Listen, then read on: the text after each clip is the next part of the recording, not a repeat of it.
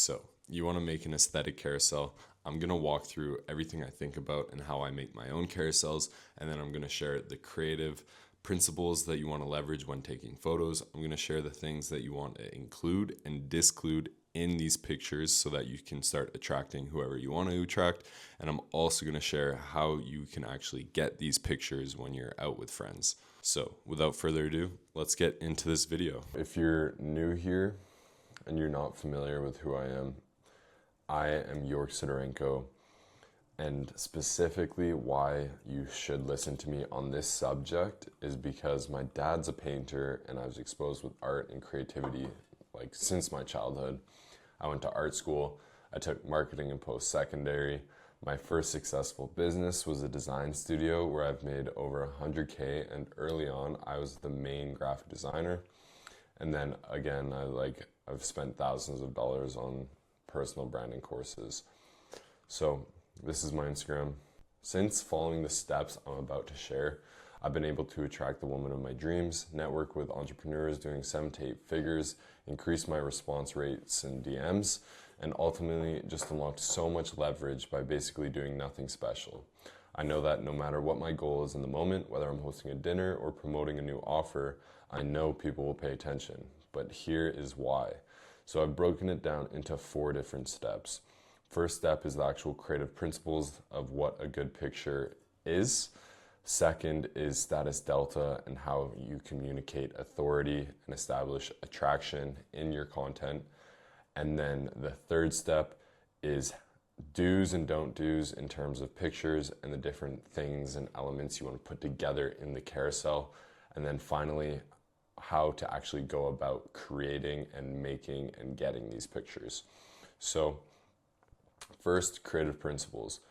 Color theory, it's super simple. You can kind of have your carousel as a similar color tone the whole way through, or you can have complementary colors. So on the opposite end of the color wheel that means they're complementary. So blues goes with reds, pinks go with turquoise and greens. And then obviously, pretty self-explanatory. And consider when you are choosing the pictures, consider how it makes people feel. So warmth typically creates intimacy and energy, and of course warmth. So warm is reds, oranges, and yellows, and then cool feels calm, distance, and luxury. So blues, violets, purples. And again, don't be scared of grayscale. I really like making carousels that are just completely black and white. I like it because it strips the picture of the fluff and the extra noise, and it really just brings it down to its true core essence of the image of whatever is happening in it.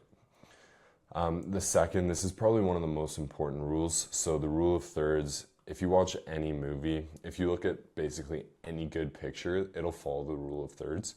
And it just breaks your image up into thirds. So a 3x3 grid, 1, 2, 3, 1, 2, 3. And you deliberately place the subjects on the third and on the crosses, as you can see in this image. And then use the larger third for motion. So if I'm facing this way, I'm gonna have more space in the picture where I'm facing versus having less space where I'm facing, because it just creates this weird feeling in the image, and you kind of are left unsatisfied and kind of confused, and it just doesn't look right or feel right. The next is leading lines. So leading lines are basically just lines that direct the eye towards the subject.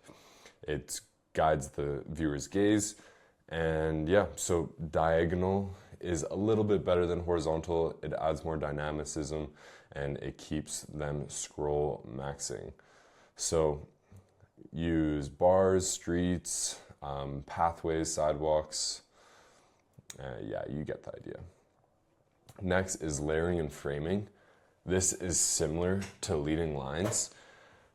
It creates a hierarchy between the context of the image. So here, this creates balance, having this in the foreground. You start here, you go up, and it just adds this nice balance and kind of artistic element to the image. Again, the leading lines go up to the subject, and then they actually frame the subject as well. It creates a really nice balance. And use natural frames. So I'll get into some examples later on, but oftentimes you'll be able to find natural frames in wherever you are. Anticipation, implied motion, and decisive moment. So when you're getting pictures, think like a cinematographer. Think setup, tension, release, and for example, for a running shot, for UVU, you can have before they start running, as they're running, and after they're done running, or even here. It just makes the image way more interesting.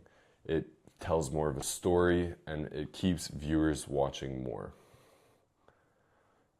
Here's some examples. So what's this rule? That is rule of thirds. You can see how he's looking off to where there's more space in the image. That creates a lot more balance. He's on the third. The cement here is on a third. This goes up to a third almost. This comes down to a third. It's just a very good image. Here is applied motion as well as leading lines, and it's a very luxurious location, which we will get into later, but it adds a lot more interest and intrigue, and it's just a much better picture if there was no person here, or if it was just a person swimming in any other pool. Like, the way this is framed is absolutely perfect.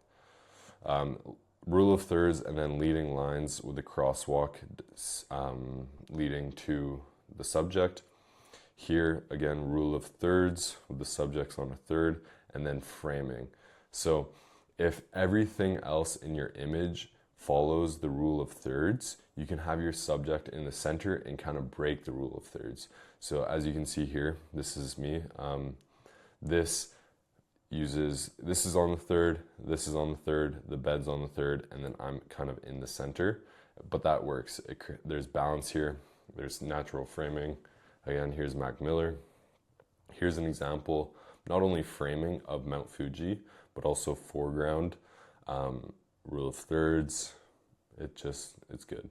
And even though these are two different pictures, it still follows the rule of thirds. So those are the creative principles. Basically, every good image you look at, even like shots in a movie, you'll see some of these rules, if not most of them. Definitely rule of thirds, you'll for sure see in every single frame of a movie. And I challenge you to, next time you're watching a film or a TV show, try to look for these creative principles. Okay, so next is optimizing for status delta. Status delta is the delta or the distance between your status and whoever's viewing your carousel. There's 3 different ways to really communicate status delta, at least in a carousel, and that's connections, who you're with, as well as the girls around you. So here, this girl's like grabbing Iman. Iman has the vibe of like, get off me, like I'm doing something. And then this girl's like, oh my God, I love Iman. Just naturally, so much authority and status delta built in. Drake and Gunna looking and chilling. They're obviously dripped out. They're celebrities. But the cool thing about this picture that adds a lot to it is that they're not actually looking at the camera. They're looking at something else, probably another camera, and that implies, again, more status.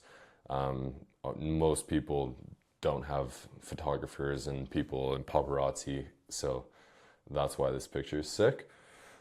And then just like your boys, your business partners, just grinding, working together, your wife chilling at your villa or whatever. And so the reason why you do want to include pictures like these into your carousels is because it leverages a thing called pre-selection and social proof. Basically communicating to people that you are sociable, that you are just a regular person, you have friends, and it makes people show that you're charismatic, fun to be around, etc. And it further helps create new connections. People think this guy seems cool rather than who is this guy? Why does he have no friends? He kind of seems weird. For when you're deciding what pics to use, consider what their online presence looks like. So if you tag them, what do people see when they go to their account? Does it reflect good on your brand? As well as I'd even say most times, if you have a girl in a shot, don't even tag them. It makes it feel way more mysterious, like who is this girl, as well as there's just like, there's so many like horny motherfuckers out there that will go and like stalk and shit. Yeah, so don't tag them. And then another thing to consider is how are they looking at you? Like, for example, this picture with Iman, that like I don't even have to say why that's a good picture. Like other girls will see this and think, "Oh my God, like he's normal. Like I don't have to feel not safe around this guy. If this girl's doing it, then like I should be able to feel safe around him too." What are you guys doing, and what other things such as like what are you guys wearing, the location you're in, etc. If you want to, it all depends on the vibe of your carousel, but generally if you want to attract other entrepreneurs, online entrepreneurs, you'll have more shots of you like in the compound working or in the studio than you would at a nightclub, right? So consider that consider who you're wanting to attract on your personal brand, and that'll help guide a lot of these decisions. The next is activities and locations. So this guy on an ATV in the middle of nowhere, entering the helicopter, courtside of a basketball game, working, dinner party on a yacht, working in a skyscraper, and then super sick work spot. So basically, you definitely want to show your location in your carousels because it shows the type of lifestyle you have access to and the experiences you're experiencing. So if you live an adventurous lifestyle, you'll have photos in crazy places doing crazy things. And this is amazing. This is so good because it starts attracting other peoples who enjoy doing the same thing. If you're working all the time, try to work in cool places and share your workstation, and just share you and your business partner working, you and your employees working, and you will attract similar people. Yeah. So the next thing is clothes, style, and luxury items. Just a couple fit pics, not bad idea to throw in if you're dripping, or if you have Ramoas and a Beamer, or Margiela tabbies and you're chilling with a girl. So the reason why it's good to share these luxury items and your fits is that not only is it something that communicates your own personal taste and your own personality and how you view yourself, it's also because luxury items are rare. They're scarce resources. The more resources that are around you, the more people will pay attention and be attracted to you. So that's also why having pictures with girls either hugging you or just chilling in the background or whatever, actually helps you attract other beautiful women and successful men. But again, like, I mean, it's cool being rich, but being rich without taste is disgusting. I'd rather have taste than be rich. And if you have taste and you're rich and you have a lot of luxury items, then not only will you attract beautiful women and successful men, you will also attract creatives with niche interests and domain expertise. Like, most people will see these and they'll have no idea this is Helliot Emil or Margiela tabbies, or maybe even, I mean, I think most people know what Ramoa is, but like, if you know, and you instantly you build more resonance with those people that do know. And in this, I mean, this is out of the scope of this video, but having a community, having creatives is one of the most valuable thing you can have in the age of AI, where distribution is #1 problem you should solve for. So yeah, I won't get too much into that, but that's why having taste and style is another important thing to have in your carousels. And if you do follow these creative principles, you'll automatically have better taste in yourself and your posts. So yeah. So next are the actual steps of curating the vibe, what to do, what not to do. Let's start with captions, profiles, pics, and usernames. So here are some examples of bad usernames. I don't even want to say why they're bad. They should be pretty obvious. I can't remember what these are. So if my friend's username was this, I wouldn't be able to search it in. It'd be hard to share. It'd be hard to, just send them messages even. And basically, and it's not easy to remember and it's not searchable. So if people want to search my name, it'll be harder to find. Good usernames are just first and last names, or just first names, or a singular word, or maybe two words that are super easy to remember and spell. If you have money and it's available and you have a contact with Meta, then you can actually buy single name usernames. So if you can do that, do that. That's number one. These are bad profile pics. Cannot see the face, not sure what he's doing.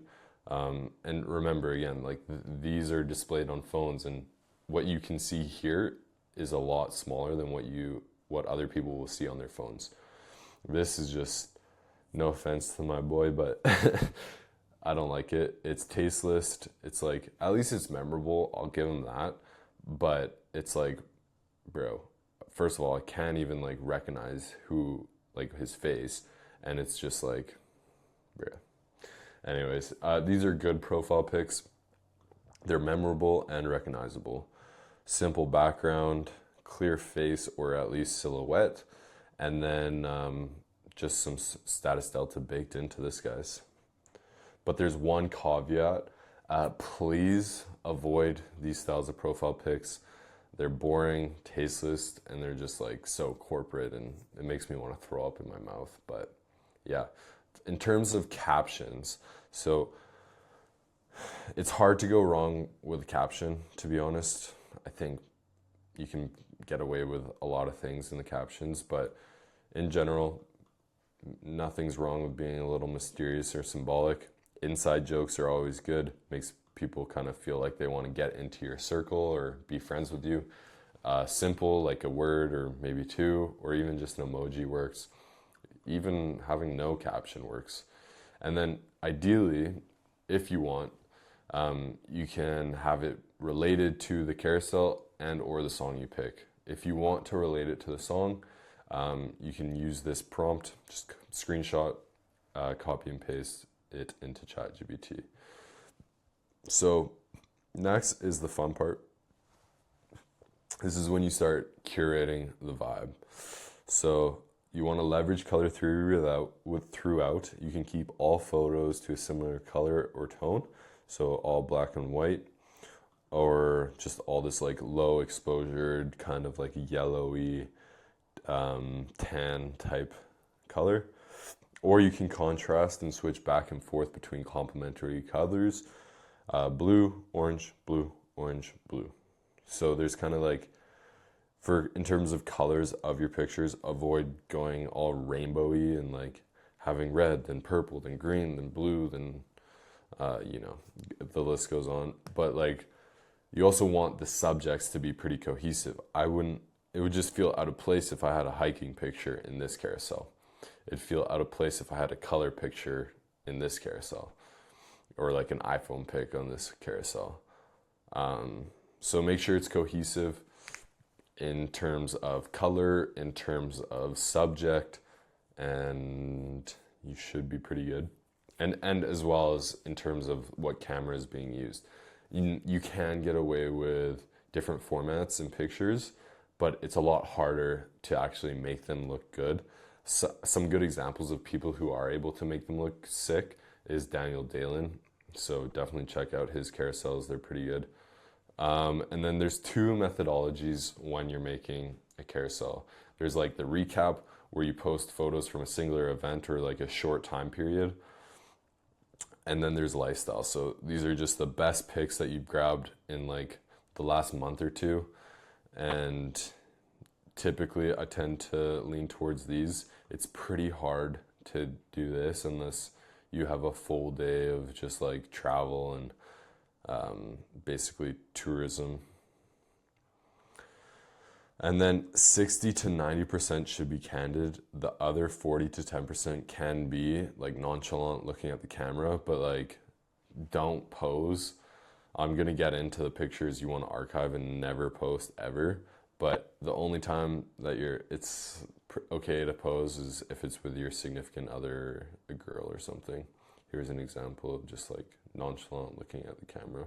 These are the basic pillars for pictures that basically fall under. So there's dinner and your food, whether that's like Iman here eating dinner with a bunch of people, or that's an actual picture of your meal. Architecture, whether that's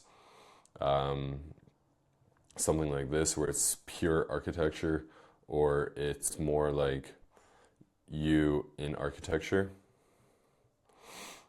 Then there is fit pics, working pics, and this can be you working, you and your business partner working, or just your workstation, your office setup. Gym, physique, this is, I want to say, is the only time where it's fine to take selfies or like mirror self other than funny pics. And then there's travel, so adventuring, exploring, you know, you get the vibe. And then don't post. If you have any of these pictures, just please archive them or delete them, or just delete your account if this is all and you don't want to take any other action. But the reason we don't want these is because it doesn't attract the people we want. If you want to have a buzzing college life, I would even argue that these even hurt your college social life. Imagine you're in college, you're everyone else's age, but your personal brand is like fucking sick. You in Lamborghinis, you working, you at events, hosting events, you exploring, and they're actually creative. Like, you'll just attract a lot more people who actually provide value and have similar interests than if you did this. If you post this shit, all you'll attract is your hometown boys who you've known forever, who just want to get drunk every weekend. And it's, so yeah, if you have them on your profile, just archive them. And then there's these like soft pics. This is fine if you have a girlfriend and if you're kind of leaning into like the clean boy or soft boy aesthetic.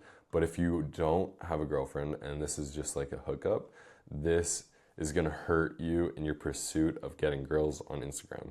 Every girl that you DM will just think that you're a whore or that you're cheating. So don't use that. Don't do that.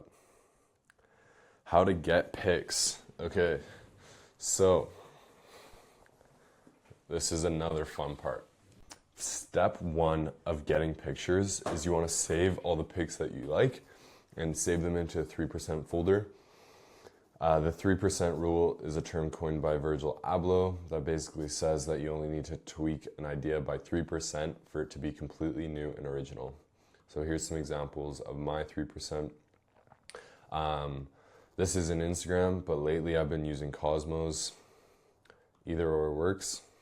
You can even use Pinterest. And then here's some examples of pictures that I literally just tweaked 3%. Super simple, super easy. And so now that you have your ideas, you want to tell your friends your plan and vision and ask them to take pictures of you. The best way to go about this, if they're not inherently taking pictures of you already, is to get sick pictures of them. The only way they can get these pictures is through trading them with good pictures of you. They will hate you at first, I'm telling you, but eventually they'll succumb and they'll just be taking pictures of you all the time. And then once you're in the spot and you're ready to take pictures, literally just spam. This is an example of how long it took to get that picture. Just because there's people and yeah. So these are the settings.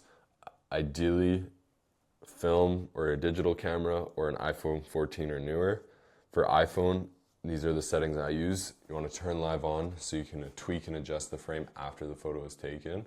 So make sure that this isn't crossed out. Adjust exposure. For adjusting the exposure, you just double tap the screen and then you drag the line down. And then these are the settings I use. Definitely turn on grid. It helps you get better at using the rule of thirds. So yeah, those are how to get pics. Now, what are your next actions to actually build a sick Instagram or build a sick carousel? Step one is start scroll maxing and saving content. These are some accounts that I like. If you're an entrepreneur, pay more attention to the entrepreneurs. Creatives and models, pay more attention to these guys. Athletes, and then theme pages usually have good pictures too. Two, make a list of all the spots where you're at and invite friends or bring a tripod if you don't have any. And definitely invite friends, girlfriends, friends that are girls. They're typically way better at taking photos, and having pics with them raises your status delta. Use TikTok and ChatGPT to get ideas of locations and search up things like best cafes in my city, trending spots in city, architecture, museums, etc. in city. If you are more of like an adventure personal brand, search up hikes near me, hikes, whatever, you get the idea. This is an example of a list that I made for when my friends came into town. And then finally, hosting events and dinners is so good for getting content, for getting pics, and just building connections. It naturally boosts your status delta, and the content that you do get from it is highly leverageable. Not only will you get content, but you'll also build connections. Cold approach and DM girls. If you are cold approaching, start casual small talk and then just invite them to the dinner event that you're hosting.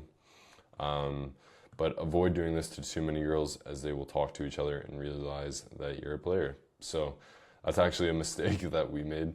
I hosted this St. Patty's Day party with my friend Oliver, and there's probably like 60 girls and like maybe 15 guys, but like all the girls talked to each other, and they realized that Oliver was just cold approaching for all of them and basically invited them to this. But it was still a sick turnout. We got some sick pictures, and definitely, yeah. So, and then this is an event that we hosted. Look at the status delta of this picture. He's up on stage, people are looking at him, people are clapping. Like, that's just like social proof, status delta baked into that. And then I've made this custom GPT so you can upload your carousel and ideas for a caption, and then you can write the caption and critique your carousels and help you with the order of them, as well as if you should include them or not.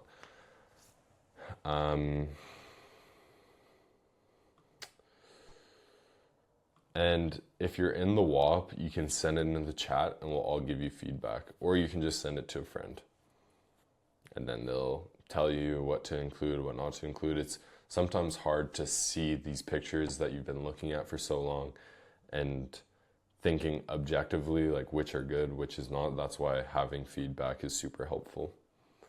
And yeah, that's it for this video.